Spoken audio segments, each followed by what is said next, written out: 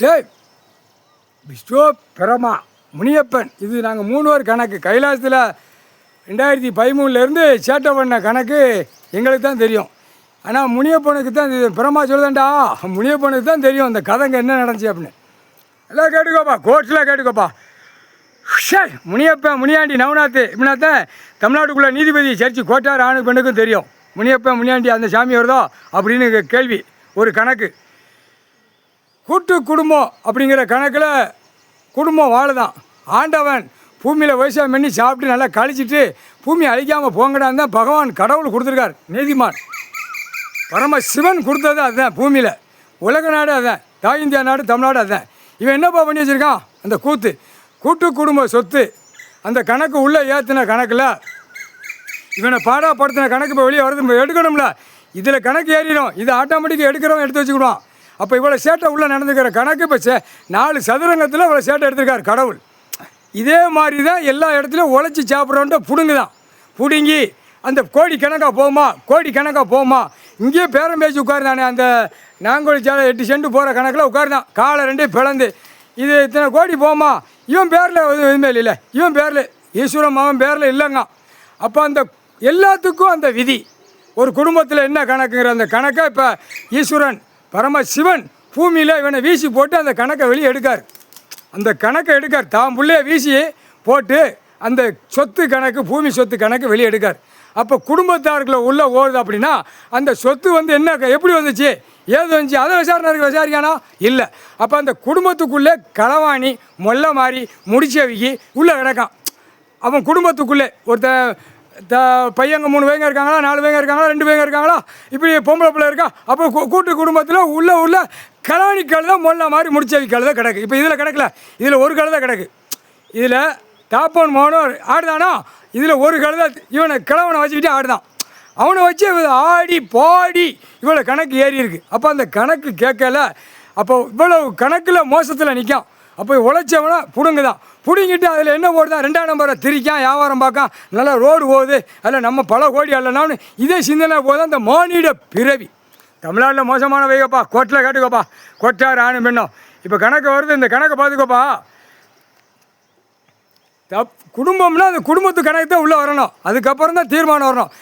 வந்தவன் போனவன் பத்திரம் போட்டவன் ஒரு 4 புரோக்கர் இருக்கான். மெயின் புரோக்கர் அவன் தான் டார்ச்செட்டு, ஓவர் டார்ச்செட்டு.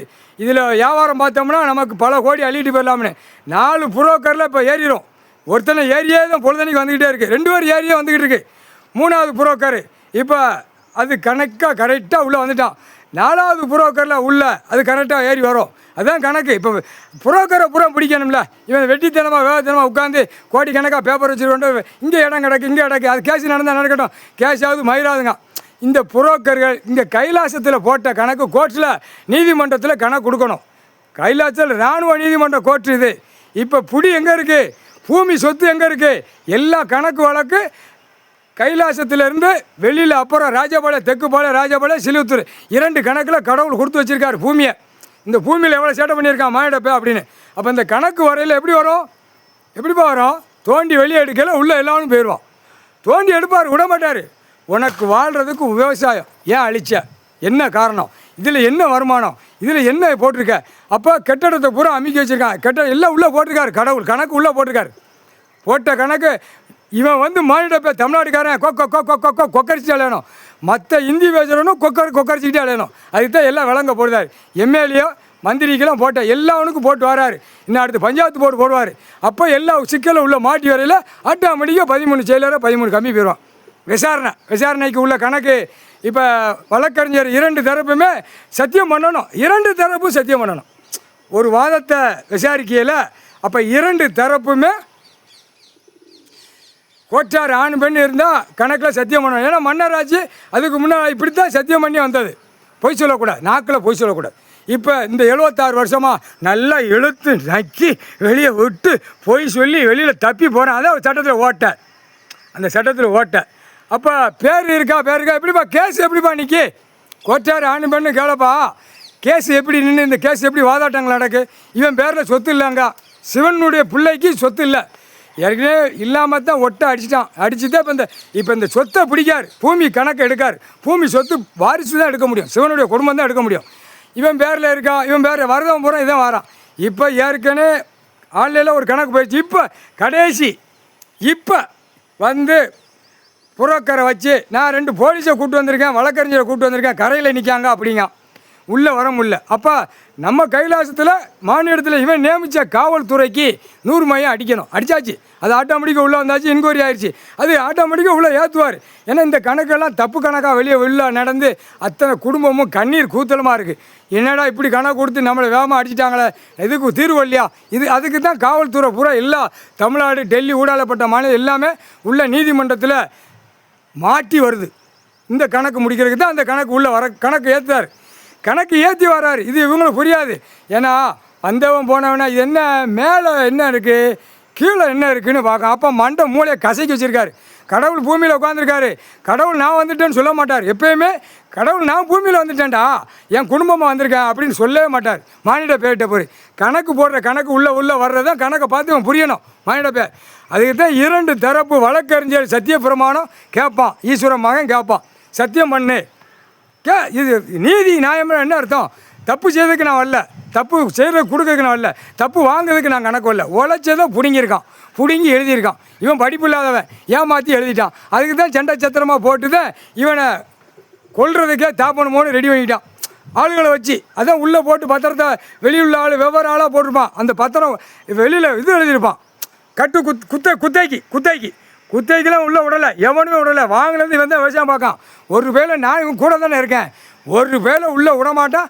ஆனால் வாங்கினதுலேருந்து மழை தண்ணி கிடையாது, இங்கே மழை தண்ணியே கிடையாது. எல்லாமே கொஞ்சம் விவசாயம் பண்ணுவான், கொஞ்சம் தான் ஈஸ்வரன் விட மாட்டான். இவன் எப்படி போட்டாலே அதான் நம்ம உழைச்சிருக்கோம், இவன் எழுதியிருக்கான் ஏமாற்றி. இவனை எப்படினாலும் இவனை தூக்கி உள்ளே வைக்கணும். நமக்கு அந்த விசாரணை வரல. அப்போயே ஆண்டவனை ஒரு வார்த்தை சொல்லுவான், கடவுளே அப்படிமா. இப்போ அப்போ நேரம் உட்காந்துட்டானா ஒரு வார்த்தை சொல்லிகிட்டே போவான். இவனுக்கு கண்ணுதிரியே போக மாட்டேங்க அப்படிமா. இந்த பேர் ஏமாற்றி பொருடான்னு சொன்ன பிறகு அமைதியாக போவான். அதான் கணக்கு. அப்போ உள்ளே எதுக்கு மாட்டியிருக்கான்? அவனுக்கு வந்தவனுக்கு போகிறது தெரியாது. இவன் பேரில் சொத்து கிடையாது. ஓடியா விற்போம், இடம் கிடக்கு. இவன் சும்மா ஆடிக்கிட்டு இருக்கான், என்னமோ கணக்கு விட்டுக்கிட்டு ஆடிக்கிட்டு இருக்கான். இப்படி தான் சொல்லுதான் அந்த 4 புரோக்கரு. இடம் வாங்கின பத்திரம் டாக்குமெண்ட்ஸ் மாற்றி போட்டிருக்கான். எத்தனை பத்திரம் போட்டிருக்கான்? இது யார் அவமதிப்பு? கோர்ட்டு அவமதிப்பு, கோர்ட்டு தலைவாசல் அவமதிப்பு, நீதிபதி சர்ச்சு கோட்டார் ஆண் பெண்ணு அவமதிப்பு, OS 164 சில்லிபுத்தூர் கோர்ட்டு அவமதிப்பு, தெற்கு பாளைய ராஜபாளைய நீதிமன்ற கோர்ட்டு அவமதிப்பு. இதுதான் கணக்கு அவமதிச்சிருக்கான். அதுக்கு தான் அவன் கேட்பான். நாங்கள் சொல்லி கொடுத்தோம், போய் கேள்றா. கேட்டு முன்னாடி ஆகிடும் அவங்க அப்பா நிற்பான்டா. அவங்க அப்பா என்ன அந்த அவங்க அப்பா வேலை பார்ப்பான். அந்த கம்ப்யூட்டர் கணக்கை பூரா மந்திரத்தால் கட்டிடுவான்டா. இந்த பேரை பூரா உள்ளதுக்கு போடுறோம்ல, அந்த கணக்கு அவன் பார்ப்பான். நீ 2 வழக்கறிஞர்கள் நீதிபதி சர்ச்சு கோட்டாருக்கு முன்னாடி சத்தியம் பண்ணு. அதுக்கப்புறம் சர்ச்சு கோட்டாரே நாக்கிலேருந்து நீங்கள் என்ன சொல்ல போறீங்கன்னு கேட்பாங்க. கேள்வி நீ பதில் சொல்லு. நீ சொன்ன பிறகு தான் அதுக்கப்புறம் விசாரணை வரணும். அதான் கணக்கு. இவன் அவ்வளோ பெரிய தப்பு பண்ணி வச்சுருக்கான். காவல்துறை அதிகாரி, கிராம விவோ அதிகாரி வரலாமா கவர்மெண்ட்டு? அப்போ இவன் வச்சா கவர்மெண்ட் இவங்களா நியமிக்க, இவங்களா விளையாட்டு, அந்த பூமியில் விளையாட்டு, இவங்களா விளையாட்டு. வெளியில் நீதிமன்ற கோர்ட்டு அவமதிப்பு. அத்தனை அதிகாரி அவமதிச்சிருக்கான். விவோ, தாசில்தார், பத்திரப்பதிவு எல்லாமே திருட்டுத்தனமாக வெளியே எழுது. அப்போ இவனா திருட்டு போய் தானே. அப்போ திருட்டு போய் எப்படி தூக்குவார்? உள்ளே தூக்கிட்டு கடைஞ்சிக்கிட்டு அப்படியே பருப்பு கடைஞ்ச மாதிரி கடைவான். தமிழ்நாட்டில் சட்டியில் பருப்பு கடைவான், அந்த மாதிரி கடைஞ்சி தூக்குவார். அடி தரு மாட்டி விட முக்கால் சத்தியம் புரிஞ்சுக்காடா. விவசாயத்தில் பூரா அழிச்சு வச்சிருக்காண்டா. முட்டா கூய் மரங்களா போட்டாச்சுடா, முனியப்பங்கடா முக்கால்